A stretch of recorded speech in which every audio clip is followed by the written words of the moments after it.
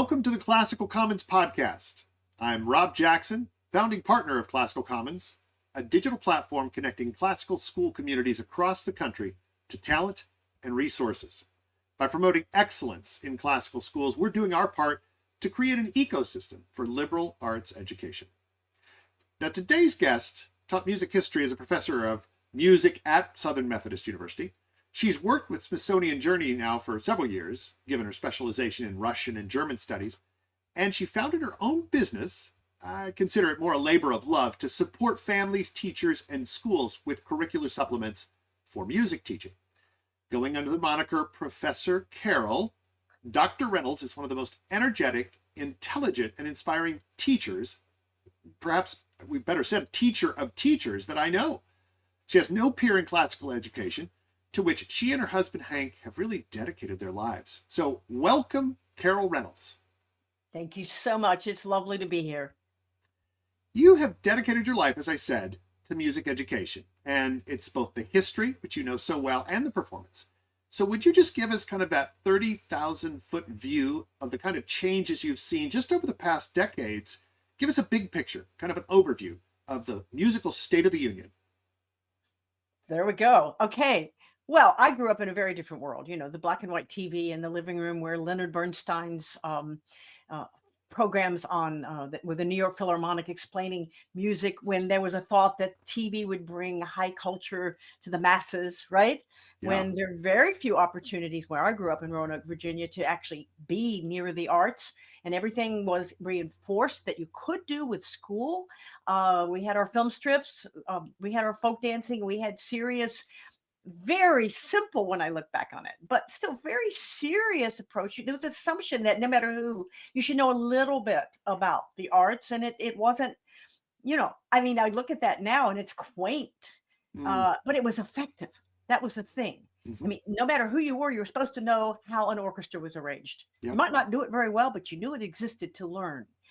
And then you have to fast forward to everything that happened. It's my generation that we know brought about the 60s and the 70s and everything that came down. And then we watched the shift in values. We watched the technology take over. Grandma people still had some, I'm not quite that ancient, but my mother had 78s, we Sure. listened to them. Sure. So now we're in an era where, and I didn't want to tell too many stories, but I remember the first time I saw, I guess it was that time, an MP, whatever it is, player. MP3. Yeah, that's right. Yeah, MP3 player. And one of my students at SMU, wonderful pianist, he came in with this thing and he said, Dr. Reynolds, look, I've got all of Beethoven's music right here.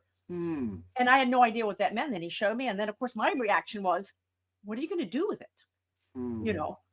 Because now I can have all of Beethoven's, I can have the entire Western canon probably right there. Yep. But now we're at a point where, what is it that has happened and what has all this advancement done to take it off the table almost completely in most kids' lives? Yeah. This is really striking, Carol, because I'm thinking that for all of the wonders of technology, right, the compression of that canon of works, right, that could be held on a digital device, as you said, but how's that to help the student to really experience or to encounter the music? So there's this paradox of having provided greater access, right? Just as we use our Google search engine to see and to collect information from around the world, that access does not necessarily mean engagement. It doesn't translate into engagement, and specifically with music. Is there a way in which the technology, have you seen some positive benefits of having this accessibility to the music, apart from the fact that they're just not engaging in the same way? I just want to explore this a little further with you from what you've seen. Well, if you know what you're doing and you're already versed in a subject, I don't care what it is, the access is fabulous. And you know that every day you I find myself doing things that I had to drive to the library and it would have been wonderful and Sure. spend lots of times with fantastic volumes. And everything about that is what taught us how to do research and taught us how to ask the questions and go through the frustrations and find all the ancillary discoveries that ended up changing our whole understanding, which is lost on the internet often, not always. But that's a training that's become very hard to find in the digital world. If you don't know how to ask the questions and if you don't have a context, then all of this access is superficial Yeah. often. Yeah. So, I mean, that's the first problem. And of course, this is the second thing, and this goes way back. And we could talk about this a bit later, but let's do it now. You had to see a painting, you had to actually either make it yourself, or you had to go and see it. Imagine Hmm. to Hmm. hear music, you had to play it yourself, Yeah. or you had to be with people who did play. And this up until what, the 20s, 1920s, 30s, when suddenly it became quite easy to drop the needle, and then we know everything that happened after Hmm. that.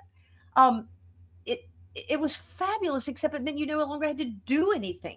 Hmm. You still had to do a little, but and so when you don't have to do everything, I mean, it's just if you have, Uber Eats bringing you fabulous banquets, are you really Yep. going to eat it and try to cook it Yep. yourself? Yep. Maybe. So we have this instant gratification. We have this sense that it doesn't take effort.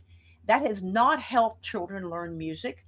Then the values are gone in terms of the discipline. I often talk about how in my day, but you would come home from school, and then for the next half an hour, 45 minutes, people had their windows open. It was air conditioned, and Yep. you would hear everybody practicing badly often. But you'd hear a trumpet over here, and you walk down the street, you'd hear someone playing the piano, you'd hear somebody scratching on the violin. But every kid was supposed to learn to play something. Ukulele Yeah. didn't matter. Yep. And so there was a sense of tangibility. Mm. And one of the first things you've got to figure out is how to bring back a version of making the arts tangible to children. Hmm. Hmm. Hmm. Not just when they're little and they've got the Play-Doh and the crafts and the sequins and the scissors. Everybody's on board with that, Sure. right? Sure. We boy, do we ever fit them out with stuff. Yep. And we put it on the refrigerator, we praise it, and we love it. And we tell them how brilliant they are and how creative they are. And then, as you well know, they hit what, third, fourth, fifth grade? Oh my We got to goodness. do serious things now.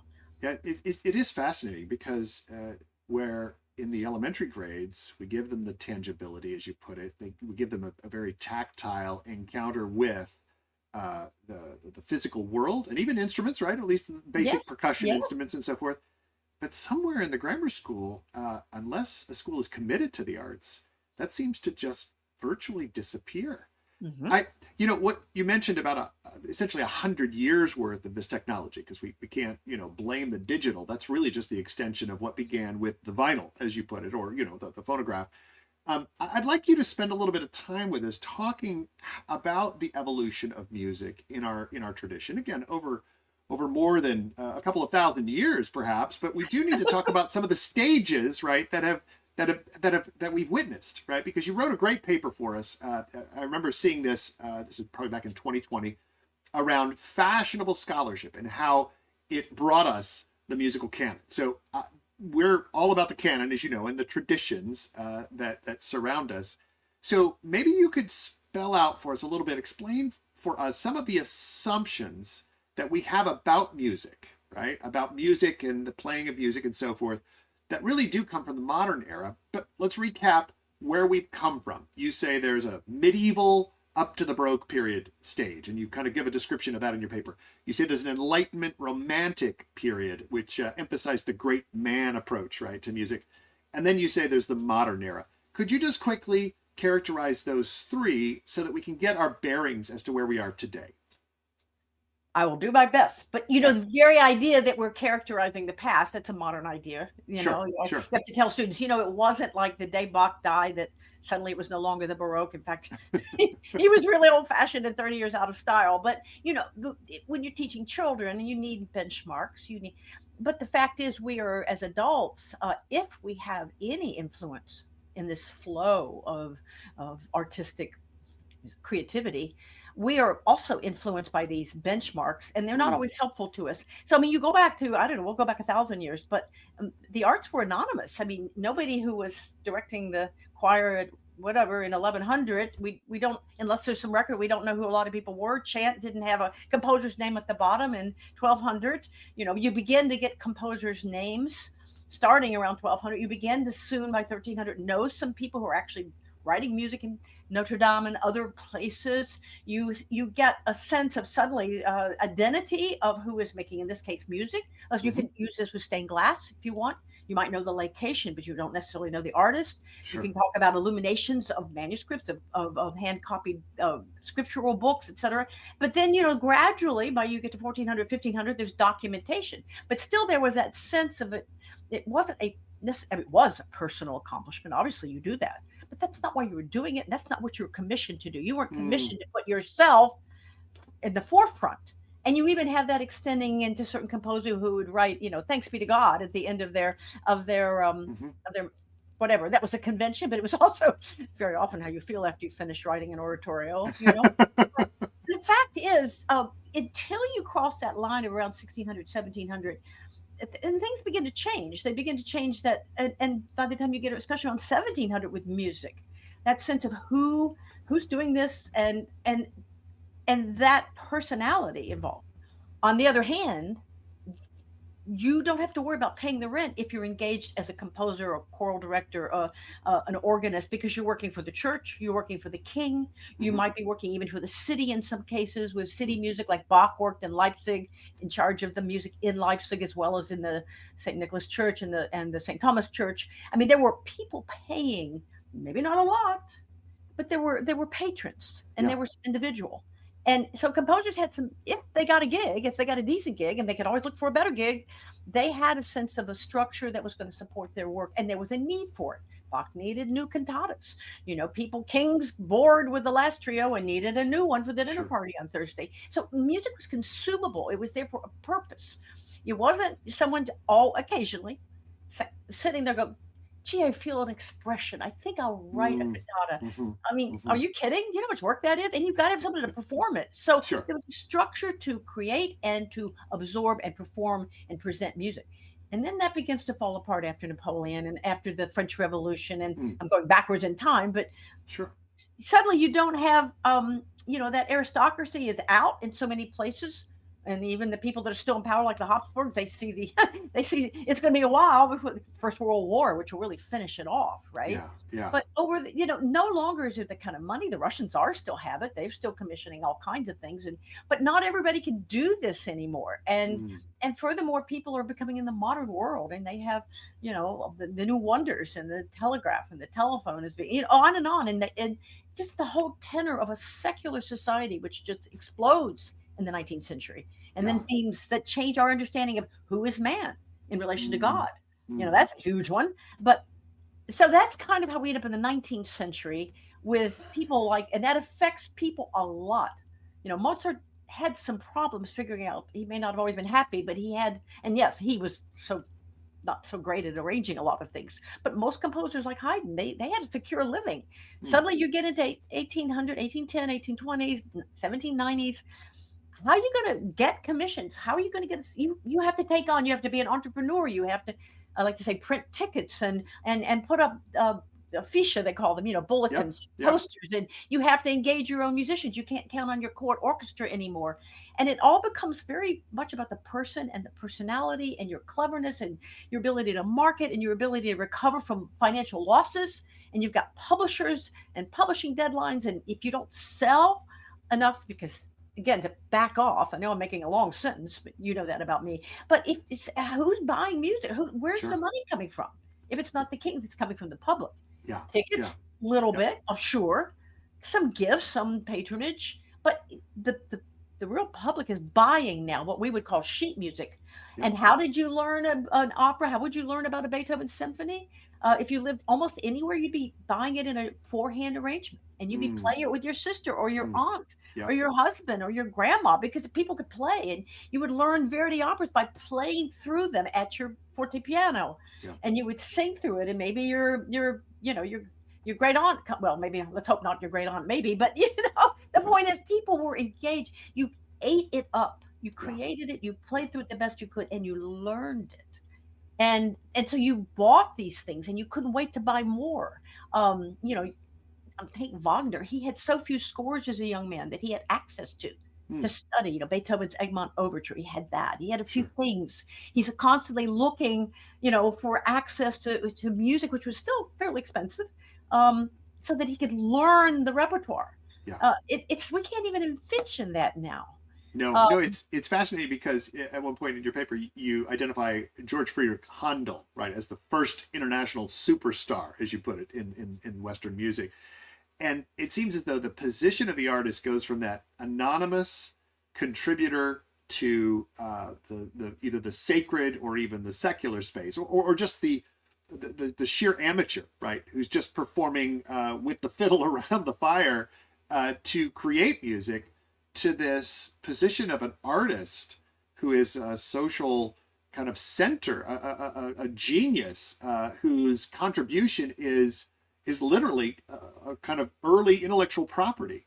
And as such, that seems like a distinct shift that, if I hear you correctly, has much to do with society at large becoming perhaps even more, if I can use the term, middle class, but they're consumers, right? mhm. They're not Yes. merely going to church or, again, making music around the fire, whatever ditties they could produce, right, and had been handed down. But now they're actually consumers of the music, and they're developing their own connection to and performing this music at home, or in the case of going and attending the performance. They're actually interested in this as a consumable for themselves, right, at the middle class or the rising middle class. Is that true, that that it's no longer kind of just Right. the Medicis, right, and the Yes. kings, and that were commissioning these things, but now the people, the public, were calling for music that they could have access to? Well, that's it, and of course, there's stages in between your medieval, anonymous scribe and Sure. your and there's certainly superstars locally, people like Josquin and Palestrina, and we by then we know all kinds of things about people. But with music, it was much slower than what we knew about painters, for example. That's its own thing to talk about. But yes, exactly, because who got music? Louis XIV had all he wanted. He had his own choir, he had his own chapel. Sure. Who had access to music of the, we might say, more complex nature. I won't say higher nature, but more complex nature. And Yeah. all of a sudden, it's really, French Revolution has a lot to do with that. And that's why you can't teach the arts without history, and you can't teach history without the arts. Thank you. But Hmm. so, you really start seeing how the society, as you see, changes. One of the best example is the rise of the piano, the forte piano. Yes, they've been invented as early as 1700, more or less. Mm-hmm. And Mm-hmm. yes, people had them by 1730s, 40s. They're kind of getting there. They're pretty basic, and people didn't really work with them very well. But harpsichord was the glorious instrument. Yeah. And then 1760s, forte piano is doing better. Mozart's people start to write and say harpsichord or forte piano. That's a Yeah. big deal. It's like having beta or what was that other VHS? I mean, Yeah. format. Right. Suddenly then it's only VHS, right? It's only forte piano. But then you have this French Revolution, and harpsichords are a symbol of the aristocracy. People literally burned their harpsichords. They, Huh. it's not my harpsichord, symbol of Aristotle. And what comes up? The forte piano, which was waiting in the wings, which was already technologically and mechanically much, much, much, much, much better. But then it's going to have more development until we end up with a Liszt or Chopin or all that. But the point is, what is it? It's plain, it's brown. There's no inlaid pearls. There's no gold. There's no Right. sculpture. By and large, it is the instrument of the people, if you Yeah. will. Yeah. Yeah. And so all of this now, are we talking about art? Are we talking about what are we talking about here? We're talking about everything. Yeah. But yes, and the consumer is now, if something doesn't sell, it will not be kept in an engraved plate, which was how most Mm. music by 1800s Mm-hmm. is Mm-hmm. done. And you have to tie up a lot of metal to do a 20, Sure. 30, 40, 50. That's a lot of plates. If Yep. it's not selling, we're scraping those plates and we're going to re-engrave them. Huh. And so it's a very brutal awakening. And for many people, it's some people were brilliant at it. Yeah. It's fascinating because as soon as you started to describe the emergence of the pianoforte, I could imagine in my mind's eye, right, those characters from a Jane Austen novel, right, Mhm. who are sitting around the pianoforte, right, having that little private. Again, this is maybe the aristocracy, but nonetheless, it's available and it's produced, right, at Uh-huh. home in the parlor. Now, you'd mentioned that there is also a position for music critics who have a great deal of influence, especially in the 19th century. I have to imagine that the general public is kind of longing to know, well, where do we go for the good Yeah. stuff? How do music critics play into this, at least a couple hundred years ago? Well, in some ways, it starts earlier because you're really not talking about the growth of the press. You Okay. can take it back to one of the earliest debates when we teach music bibliography or the history of musicology or the history of whatever you want to call it with whatever fancy term. We go to Monteverdi right around 1600, 1605. He was acclaimed composer of the madrigal style, the polyphonic style, Hmm. the multi-voice style, fantastically successful, adored. By now music is printed in it and plenty of people are getting that, and then he just gets enamored of the new what we call recitative style, which will be the birth of the um, literally opera, basically. Hmm. What it will Hmm. become, it won't be called that yet. The idea of have a single voice melody declaiming in what they thought was the classical revival. Mm. This is how the Greeks must have done it in their theater. We're going to Hmm. do it now. We're going to do Orpheus, and we're going to do all kinds of mythological subjects, and we're going to put them on the stage, and we're going to declaim with a single line melody and light harpsichord and bass or basso accompaniment and a small chamber ensemble. We're going to have a new genre. I mean, that's what opera was in its birth, and Hmm. it took off like a flash. But people were angry, and they said very bad things about him in the press because that's what also sells these journals and sells these Sure. broadsheets. So his Even brother, back in the day, that's right. absolutely, that's exactly it, you know. And so his brother stepped in and actually defended him against the people who were saying, "How could this fabulous composer turn himself over to this, Yep. less than substantial? I'll make it nice style." And then, you know, he wouldn't have done it if he didn't see the value. I mean, it's wonderful. We read that. We can still read that, but it's one of the the places you start.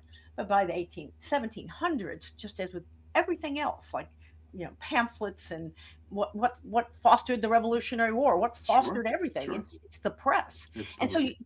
just as there was a time you would read the best critics to find out what movie to go to, Mm. and read long articles in the papers and in the magazines that were in depth about instead of just the rating and somebody's what is it, it's not the The carrot. crowdsourcing. Yeah. Yeah. Yeah, Right. I mean, Yeah. there's things, Thumbs up or whatever. there's Right. some vegetable in there somewhere, I'm sure. But whether let's not see that. It's only got, Right. 3.2 from whatever. Rotten Tomatoes. And Yeah. there was an Yeah. interest in knowing that these were stars. The Mm. opera singers were stars. They were adored, they were followed. And this is an 18th century or 1700s development, and it goes Hmm. even more in the 19th century. Same with ballet dancers, same obviously with the theater people.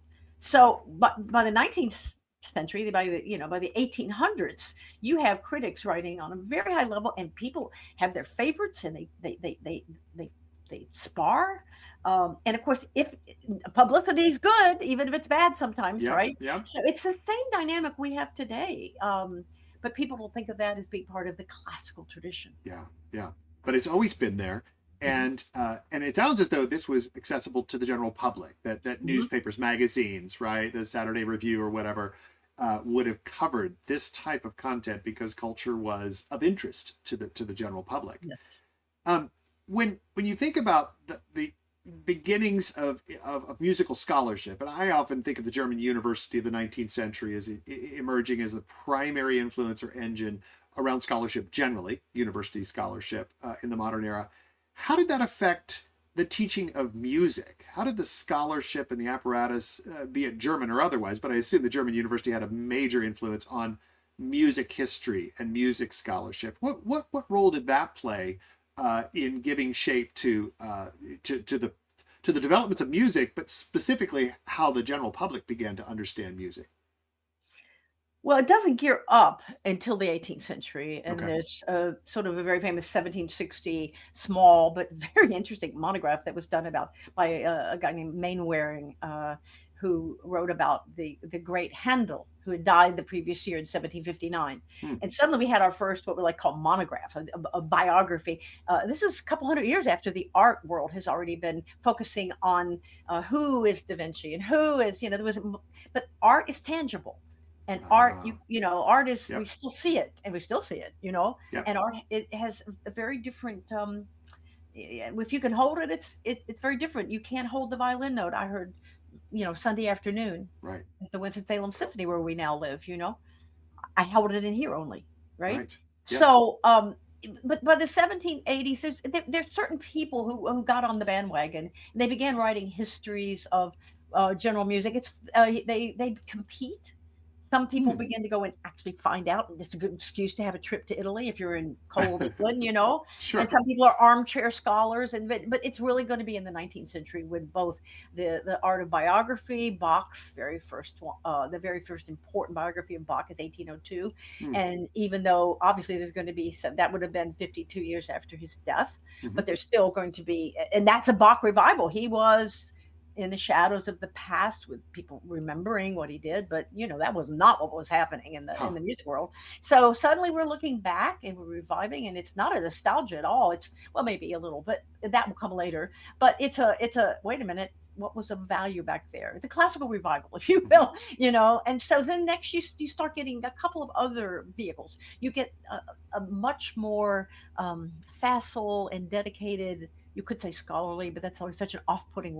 world Hmm. word, but a careful press that begins to produce not just music today that, you know, Aunt Annie wants to buy for her niece to play on Sunday when the to impress the young men who are coming a courting, so that she's up on the current waltzes from the latest Italian opera. But Sure. you're getting people that want to see the music of the past suddenly preserved, published in modern form. So much of it wasn't. It's all over the Hmm. place. Hmm. All over the place. Lots of it lost. So then you get something called a Gesamtausgabe, which is a very modern 19th century scientific university style term of people starting to do volumes of complete works of composers. Were they complete? No, of course not, but pretty good. Were they all accurate? There's plenty of pieces in the early versions of these that were by somebody else. But you know, people borrowed music there. You didn't have you would Hmm. insert somebody's aria in your opera as a tribute. I mean, there's all kinds of things we couldn't imagine today. And then you also get, you know, more scholarly, analytical treatment of this.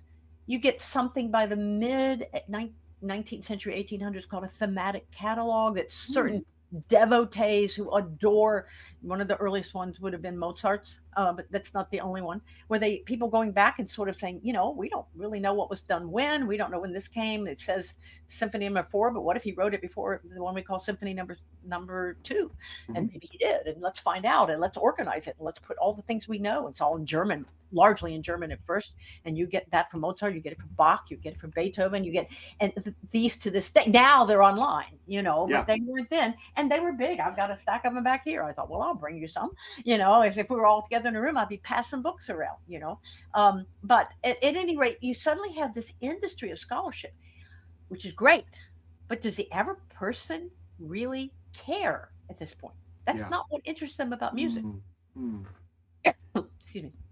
It's interesting because I was thinking back to my experience with maybe the Bach corpus, and I'd see these BWVs, which is which I think you're referencing, right? Fair, That fair ciseness. Yep. there you go, that particular compilation, those numbers, that index, right? It's pretty handy, right, for those Oh yeah. who would be interested. But your point's well taken. Does that in fact inspire or otherwise elicit greater involvement from the general public? And it sounds as though you're saying not necessarily, not unless again folks had opportunities to engage with music. We've skipped around historically a good bit, back and forth. It's like a Tarantino film here, but I'm interested in our current state of music education and really what you think are should be our primary concerns. You know, we're working with classical educators. We want to revitalize our tradition of music. So tell me, what do we need to be doing? What do parents, teachers, and leaders need to be doing to make sure that our musical legacy is not lost or set aside? Oh boy, we need a big militia to come in and handle all the possible angles, but we can't do it that way, although I'd like to. Um, you know, where your treasure is, there will your heart be also, right? Hmm. Um, so somewhere we've got to get back to a place. It's very simple. I mean, all of this apparatus, don't worry about all of that scholarly apparatus. It's not going to affect the average person. It's Hmm. fun if you get into it. It's fun to explain. It's very useful on a scholarly level. Sure. It's admirable. It's very much a product of its time. Who would have the patience today to do what these people did, you know? But you've got to get to a point where we enshrine and revalue the simplest expression of the arts and continue that. Hmm. So I go around, I mean, I've gone from thematic catalogs by 19th century scholars to the fact that probably the most important thing anybody can do, starting with, is singing to children. Mm-hmm. And there's Mm-hmm. tons of work that support that, and tons of people on board with that. Singing, whether you sing or not. Yep. And see, I have to take this side. We're the only, really, the main culture in the world who's terrified to sing. We're scared to death to sing in the modern American culture, U.S. culture. The rest of the world is actually, a lot of it is still singing quite comfortably. Thank you. We Americans, well, you know what I'm talking about. You go up and you ask some people to sing, and they'll flip out on you. They really will. They'll run. You know, that was not true 2 generations ago, 3 generations ago, and it's not been true throughout history. So that's a simple thing, but parents have to, and educators have to, either get over it and find out that they can kind of sing, because if you can speak, you can sing. Yeah. You may not like how you sound. Yeah. If you can speak, the chances are you can sing. That's physiological. Okay. Yep. They're connected, speech Yep. and singing. Yep. You might sing better than you speak. You never know, but you've got to get where you're comfortable with the idea that you can dance a few steps and you can sing a few tunes. I mean, this is for the younger ones. And you sing as you read aloud to your children, you sing to your children. If you can't, then you find classic things. Like, I mean, we have a craziest collection here for the grandchildren right now. We have Burl Ives, and we have Julie Andrews. Yeah. Sure. And we have Peter, Paul, and Mary, and we have, Frank Sinatra, and there's plenty of things you can expose them to that are very distinct, and they help build the ears. And I would stay away from the visual as much as possible, unless you're trying to show them how amazing it is to watch something they've actually heard, maybe. Yeah. And there's so much of this wasn't even available. I mean, COVID did terrible things to the arts in terms of shutting everybody down. Sure. What? It caused people to go online on incredible ways that reach out. And there are so much material that's happened. People are continuing it, that allow us to see rehearsals, that allow us to see master classes, that allow us to see the inner workings of how you create all of the arts, not just music. Yep. So you really, so I mean, I'm jumping around again, but you have to, first of all, decide it matters. You can decide that nutrition is completely unimportant for your family. And there are plenty of people that don't, for various reasons, might think it's kind of an option, and you don't want to get to the point where you're only eating broccoli, as much as I like broccoli, but you've got to decide it matters. Yeah. And you've got to have the support of the schools, the culture, and the thing you said earlier, you've got to decide it matters, not just up till the time that you're 8.5. Mm-hmm. Yep. That's completely upside down from the development of Western culture. Yeah. And if you think that, you haven't been looking at your tradition and how it's developed, and you haven't read biographies, I mean, on an adult level, and you haven't seen how the poets were friends with the composers, were friends with the painters, were friends with, the revolutionaries, and you haven't seen the zeitgeist of the time, and you haven't seen how they were there. You cannot separate the arts out. You can try, but if you do, you are misreading history. I experienced this, our family experienced this up close just recently, as we witnessed the debut of the school's performance, the high school edition, if you will, of Les Miserables. And here you have, obviously, Victor Hugo's gorgeous novel turned into musical. And for those in the audience who just had a chance to see Jackman, right, a couple of years ago, a decade ago now, as Jean Valjean, right, that this is an entirely sung script, right? So everything is musical.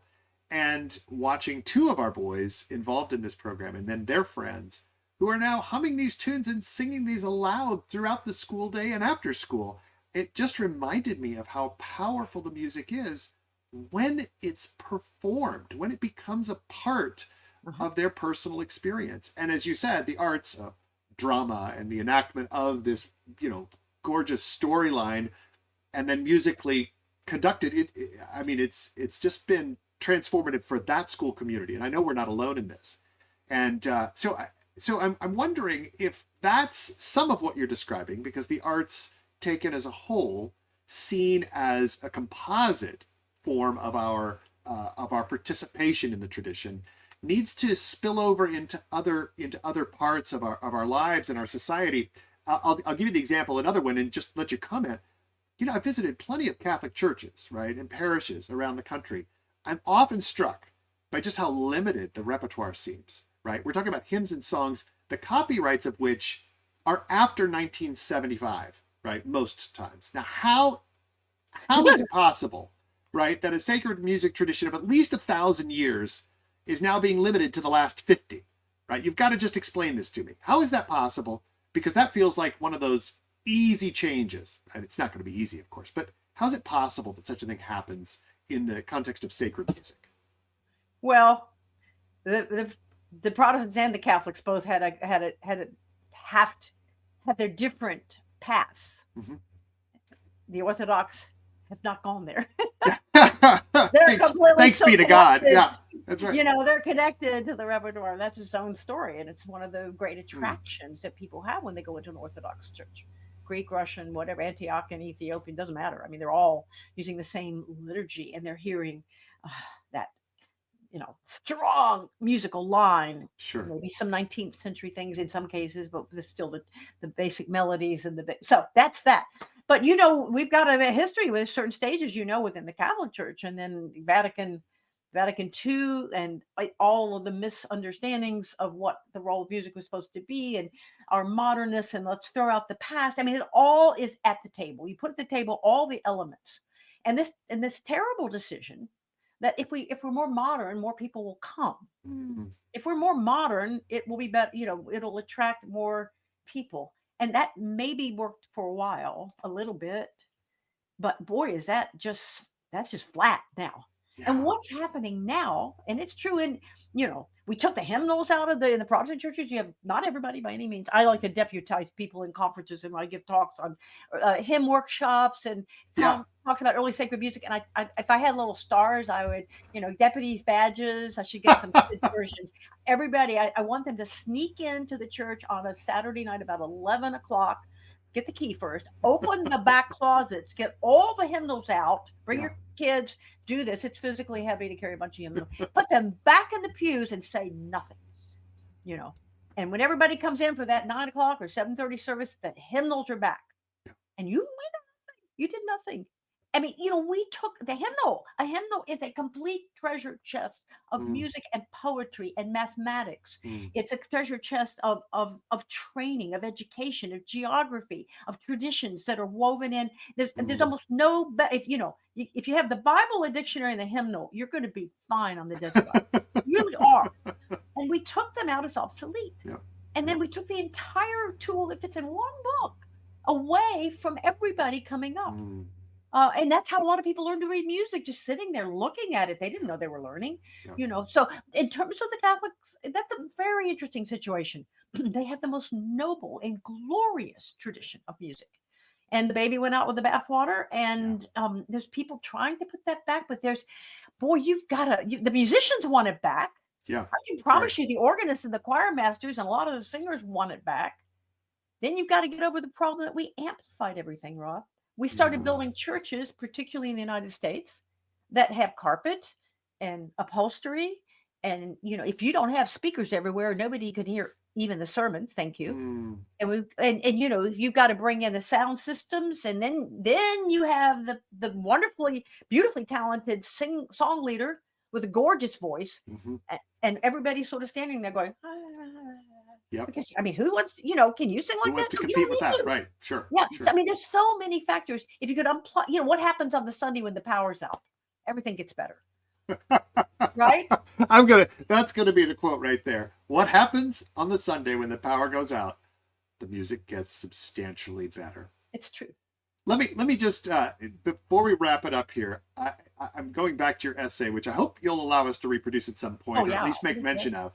Because you say that in many ways, pedagogy, right, the teaching of music, has overemphasized the biographies of composers. And maybe that's just easier, right? Because a non-musician can work through the biographies. But why do you think that's so common? And tell us about the best approach that you know for music education that will really inspire and motivate the young, especially after that 8-year-old, 9-year-old, 3rd, 4th grade period, right? We really want to inspire them to take on music and make it personal. How do we do that effectively in our teaching, our pedagogy? Well, let me just briefly say about biographies. I always think it'd be great if some of these composers like Mozart or whatever, Beethoven, came back and saw these scholarly editions and these thematic catalogs. And they saw these very beautifully produced, by the way. I'm not saying anything about the quality of them. Lovely illustrations. Beethoven lives upstairs. All that stuff has a place, probably. But can you imagine if what you gave your children for literature, let's pick Dickens if you want. I don't care who's the choice? It's fine. And what you do is you give that person a biography of Dickens. And since Dickens's time is reflected in his novels, in a way that might even work out okay.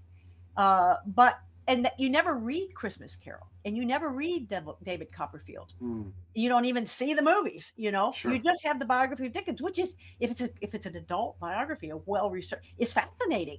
Yeah, but it's not going to speak to your 8-year-old. So what we've done is we've created this resource, which has a place. I don't, and I know some good people who do them, but they're not going to bring a child to the music most of the time. They can supplement a child who's already interested in music, but there is that sense of, here's the book, here's the CD that comes with it, we'll play it.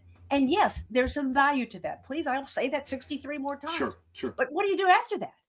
So, are you bringing in the art? Are you bringing in the culture? Are you bringing in the architecture? Are you looking at the Alps, which is where this went on? Are you looking at the Danube, which is where this went on? Are you looking at the coast of, the English Channel, where someone like Benjamin Britten was constantly interacting with the power of the sea?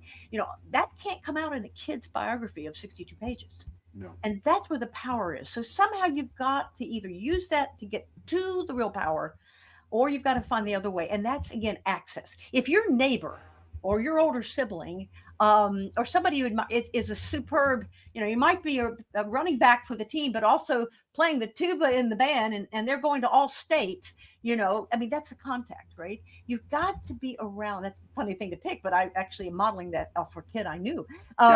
So, he was quarterback though, but you've got to get kids around music. And there's things that help, and youth programs that help, and petting zoos that they have at the orchestras.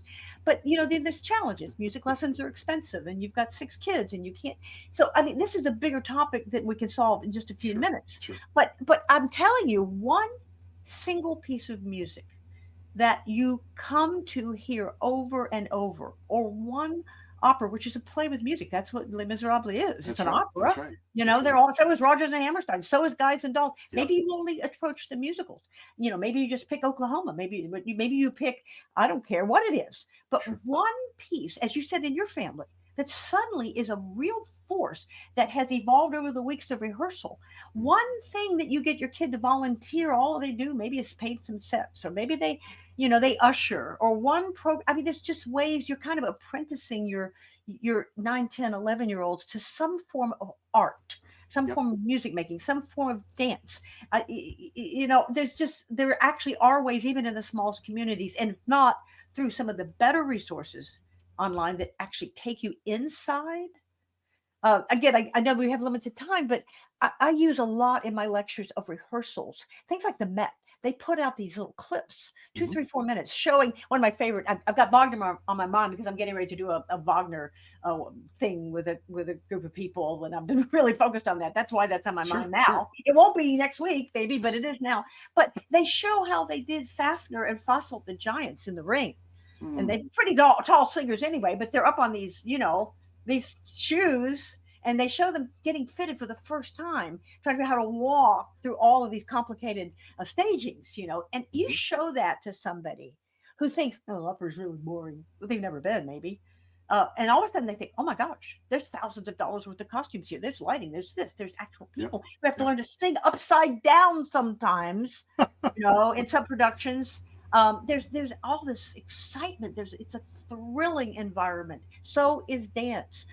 So is watch someone casting a bronze. Find some way to see someone actually making stained glass, blowing glass, working in marble. Go see someone chipping away at marble. You think that's boring? It's tedious. But all of this is real. That's right. And if you've got to figure some way to get these 6-year-olds closer. I'll say one other example. Get someone who's an oboist. I say oboist on my mind too, but watch an oboist or make a reed, an English horn player. They spend 6 hours a day making reeds. Their fingers are cut up continuously. They carry a tackle box. This is the arts.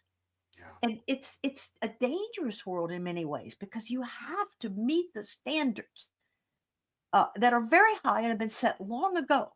And we mere humans, with the inspiration of and help of God, put years into doing that. And that's what the arts are. And we want our children to feel that power and at least realize it's there.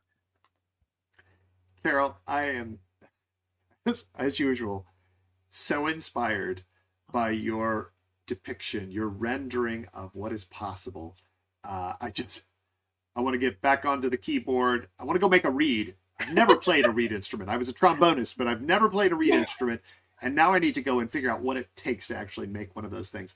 I want to tell you, our audience needs to know, and we're going to put it in the show notes, you've published a number of books, very practical in nature, to help families get started in singing. You want us to clandestinely head over to church and reinsert the hymnals. Got it. And you've deputized everyone who's within earshot of this. But you also have, with Memoria Press, Hurrah and Hallelujah, which is a great songbook of both folk song and great hymnody. Is there anything else that we should be reading or kind of beginning to explore so that we can make this a part of our homes and a part of our schools going forward? What else would you recommend? Well, we started off making what we call our signature course, which is high school and adult lovers of learning, called Discovering Music. Okay. And it's still, that started in 2009. It's gone all over. And we have it in digital form as well for people who want. We have hard copy, digital. We have a number of courses, probably our most, and we try to shoot on location, and I pull everybody I can into it. It's not just me by any means. Sure. We have chant groups, and we have people that build instruments, and we have archaeologists, and we have whatever we need and can find. And we can try to film as much, especially, of course, we did called Early Sacred Music, which is in location in Jerusalem, in Athens, in Rome, in Russia as well. So, I mean, the point is, what we've tried to do is bring that dynamism through the visual and then the text and the recordings, all of that together. And those things are primarily geared for high schoolers and, as I say, adults. Then we also have things that we've put together for younger kids and suggested lists. And you're asking beyond that, but of course now there's a lot of that available. There's some wonderful companies that are trying now to take advantage of what's available. So what we're trying to do is guide you. So if you've never been to a country, I want to be a tour guide for you. Sure. Well, you don't know the language maybe yet, and you've never seen these kinds of foods before, but let me tell you, this one's good. So, I mean, that's what we're called to do in classical education, is be guides, tour guides, if you will. We're doing as much of that as we can, and teaching online and doing things with you. But still, it comes down to a child who grows up listening to mama or grandma or papa's voice, or even an older sibling who hears music made somewhere live, who sees people value it, who can take the violin or the whatever, the trumpet or trombone off the wall that's sitting in the garage or whatever. I mean, it still comes down to the personal, and building a treasury of melody and musical excitement, artistic excitement in a child. The children are 100% ready to do this. Every child is. Every child is. And what you have to do is it's just give them that food. I got back to that again because it still comes down to that, Rob. It really, really does. It's essential. And if they didn't get it and their parents, it is not too late. You would never say, well, I never learned how to X, Y, and Z, so I'm not going to start now. Yes, you are. It's never too You never late. learned to cook. You're going to learn to cook. Yeah, that's right. You never learned to drive a car. Okay, let's drive the car. It is really a commitment to take on something that seems frightening, but it actually isn't. Well, it doesn't under your tutelage, Carol. It doesn't seem frightening at all, and it's just the thing we need. Thank you so much for your time, Carol.